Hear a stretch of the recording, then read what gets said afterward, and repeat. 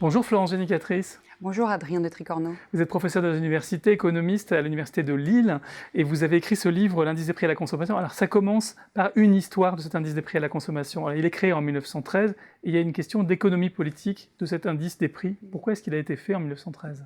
Figurez-vous que les historiens ne sont pas tout à fait d'accord sur l'origine finalement de l'élaboration du premier indice des prix à la consommation. Donc pour les uns, il s'agit en fait d'un indice qui a été mis en avant et élaboré avant les premières pressions inflationnistes en France. Il s'agissait pour eux de considérer que la première crise financière de 1907 aux États-Unis aurait ému le gouvernement, dit Alfred Sauvy en France, et aurait conduit à demander qu'un indice un petit peu d'alerte sur la crise économique puisse être élaboré. Et il était plus facile de construire un indice des prix à la consommation, un indice d'inflation, disons, qu'un indice de production en volume. Et pour les autres, en revanche, évidemment, c'est une histoire un peu plus classique, celle notamment mise en avant par Béatrice Touchelet, et qui dit que l'indice des prix à la consommation a été mis en avant au moment des premières pressions inflationnistes pour apaiser un peu la contestation dite des ménagères.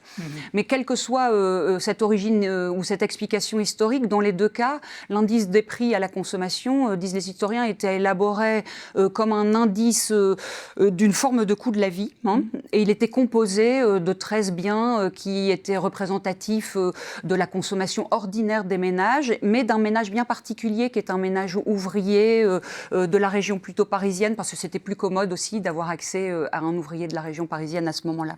Avec 2 enfants, voilà, c'était une famille type ouvrière. Type ouvrière parisienne, voilà, exactement. Alors jusqu'à la période du Fordisme, l'indice des prix à la consommation, il a accompagné toutes les politiques à la fois de maintien et de progression du pouvoir d'achat en France, et il a aussi accompagné la mise en place du SMIC, du salaire minimum interprofessionnel garanti, qui avait cette spécificité à partir de 1950 d'être indexé automatiquement sur l'inflation. C'est-à-dire que lorsque vous aviez une augmentation de 5% des prix en 1950, eh bien ça augmentait mécaniquement le salaire minimum intergénérationnel.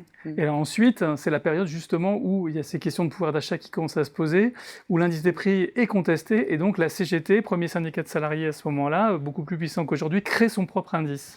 Quelles ont été les suites de ça ? Oui, alors en 1970, vraiment, c'est une période qui est très très riche d'enseignements, parce qu'elle montre bien que l'indice des prix à la consommation, comme souvent les indicateurs macroéconomiques, c'est vraiment un espace de lutte en fait. Et donc, comme je vous l'ai expliqué, le SMIG fait de l'indice des prix un indicateur vraiment décisif, et il y a une partie des luttes qui glisse d'une lutte pour le pouvoir d'achat vers une lutte pour l'augmentation de l'indice des prix à la consommation. Et donc on ne peut pas le comprendre si on n'a pas en tête aussi ces institutions nouvelles qui sont mises en place comme le SMIG.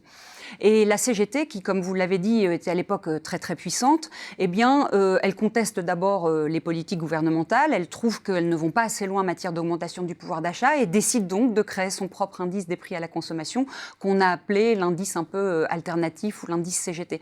Elle le produit au début des années 70, et alors cet indice, dans sa structure, il est assez comparable à celui de l'INSEE, c'est disons ce qu'on appelle un indice laspérien, c'est-à-dire une moyenne arithmétique de l'évolution des prix, pondérée par les coefficients budgétaires. Mais il y a 2 choses qui diffèrent assez amplement de l'indice des prix de l'INSEE dans l'indice alternatif de la CGT. La première de ces choses, c'est que la CGT met un plus gros coefficient à la question du logement, considérant que c'est un bien auquel les personnes doivent avoir accès et qui est de plus en plus cher. Et deuxièmement, elle décide de ne pas tenir compte de cette fameuse décote de la qualité, c'est-à-dire qu'elle considère que la qualité pour les ménages est une qualité contrainte, qu'ils n'ont pas la possibilité de s'y soustraire, et qu'en conséquence, il ne faut pas l'enlever de l'inflation, pour le dire rapidement. Et ces 2 grandes modifications dans l'indice des prix, eh bien, fait que l'indice des prix de la CGT est de 2 à 4 points supérieur à l'indice officiel pendant quand même presque 2 décennies, les années 70 et les années 80.